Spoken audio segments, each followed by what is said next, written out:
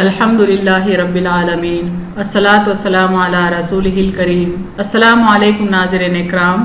قیامت کی نشانیاں نام کی سیریز کے تحت ہم آج کا ایپیسوڈ پریزنٹ کر رہے ہیں قیامت کی 10 بڑی نشانیوں کے اوپر۔ دیکھیں قیامت کی 10 بڑی نشانیاں کیا ہیں۔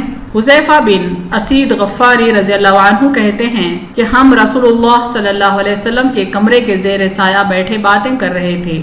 ہم نے قیامت کا ذکر کیا تو ہماری آوازیں بلند ہو گئیں، یعنی ایک صحابی جن کا نام ہے حذیفہ بن اسید غفاری رضی اللہ تعالیٰ عنہ، وہ بیان کرتے ہیں کہ وہ اور دوسرے صحابہ کرام آپ صلی اللہ علیہ وسلم کے کمرے کے زیر سایہ بیٹھے ہوئے تھے اور ذکر قیامت کا چل رہا تھا۔ چونکہ قیامت کے ذکر پر انسان کی توجہ عموماً بڑھ جاتی ہے، آواز بلند ہو جاتی ہے، وہ تھوڑا سا ایکسائٹ ہو جاتا ہے۔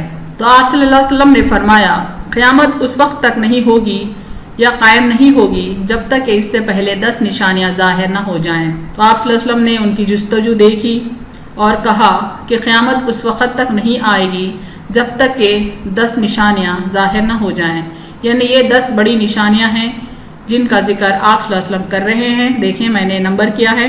سورج کا پچھم سے طلوع ہونا، یعنی سورج مشرق سے نکلتا ہے، اس کا مغرب سے طلوع ہونا۔ دابہ یعنی ایک جاندار، ایک چوپایا جس کا ظہور ہونا، جس کو قرآن میں دابۃ الارض کہا گیا ہے۔ تیسری نشانی ہے یاجوج و ماجوج کا خروج۔ یہ ایک قوم ہے، یہ کثیر تعداد میں دنیا میں لوگوں کے بیچ ظاہر ہوں گے اور بہت زیادہ فتنہ فساد برپا کریں گے۔ چوتھی نشانی ہے ظہور دجال، یعنی دجال کا ظاہر ہونا۔ اور پانچویں نشانی ہے ظہور عیسیٰ علیہ السلام بن مریم علیہ السلام، یعنی عیسیٰ علیہ السلام جو کہ مریم علیہ السلام کے بیٹے ہیں ان کا ظاہر ہونا۔ اور چھٹی نشانی ہے ظہور دخان۔ دخان کہتے ہیں دھوئیں کو، یعنی دھواں نکلے گا، کوئی معمولی دھواں نہیں ہوگا، بہت ہی بھیانک رہے گا۔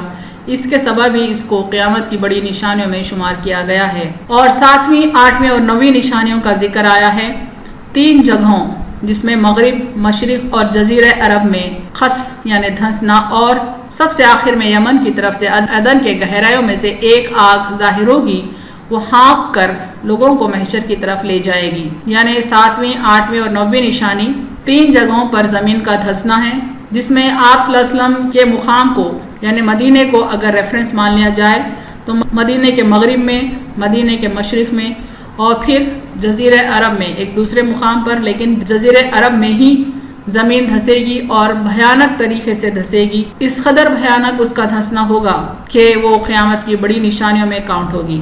10ویں نشانی آپ صلی اللہ علیہ وسلم نے فرمایا کہ ایک آگ نکلے گی یمن کی طرف سے عدن کی گہرائیوں میں سے، یعنی یمن نام کا جو ملک ہے اس میں سے یہ آگ نکلے گی اور عدن کی گہرائیوں میں سے نکلے گی، اور وہ ہانپ کر لوگوں کو محشر کی طرف لے جائے گی۔ یعنی محشر کا جو مقام ہے، حشر کا جو مقام ہے، وہاں پر وہ آگ لوگوں کو دوڑاتی ہوئی لے جائے گی۔ اب ان 10 فتنوں پر غور کریں تو زیادہ تر فتنے جو ہیں مشرقی ممالک سے ہی ابھریں گے، اس لیے آپ صلی اللہ علیہ وسلم نے فرمایا فتنے مشرق سے ابھریں گے۔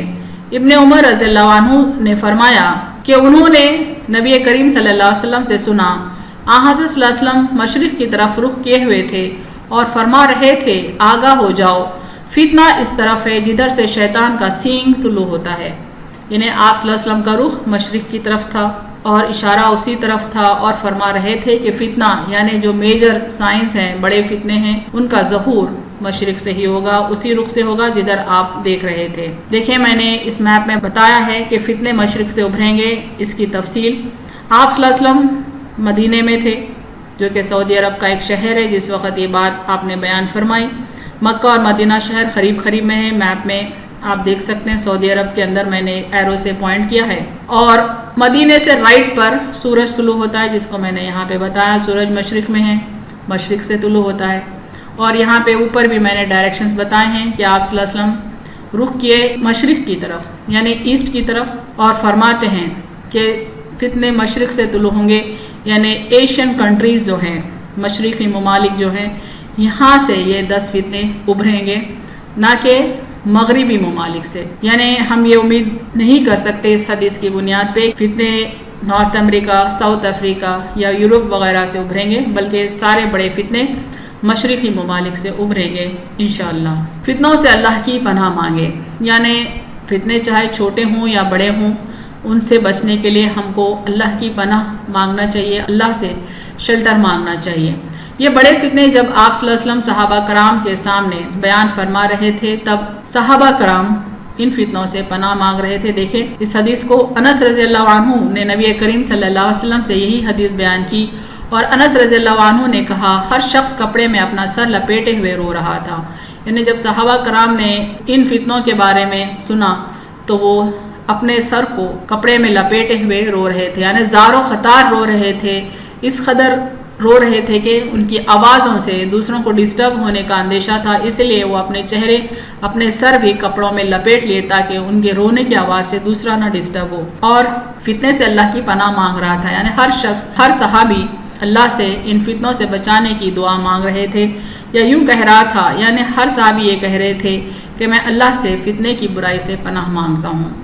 تو صحابہ کرام کا یہ قول رہا، یہ عمل رہا کہ وہ اللہ کی پناہ مانگتے تھے قیامت کے فتنوں سے بچنے کے لیے۔ تو ہم کو بھی چاہیے کہ ہم اللہ سے دعا کریں کہ اللہ ہم کو قیامت سے پہلے تمام جو فتنے آئیں گے، ابھریں گے، چاہے وہ بڑے فتنے ہوں یا چھوٹے فتنے ہوں، ان سب کے شر سے ہم کو بچائے اور اپنی پناہ میں رکھے۔